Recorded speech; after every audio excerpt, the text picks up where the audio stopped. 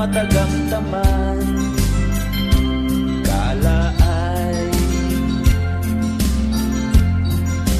ayahay ang mga kwartahan, ilang gusto kanunay lang nga matuman.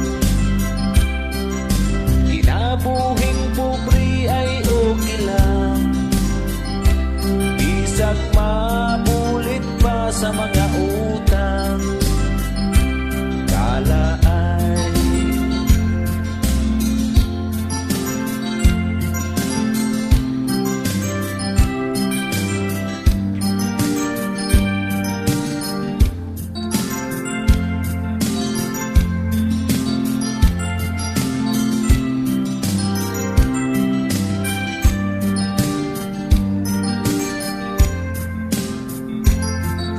wala tayong angayng kabalaan, isalig lang ang tanan sa kahitasan.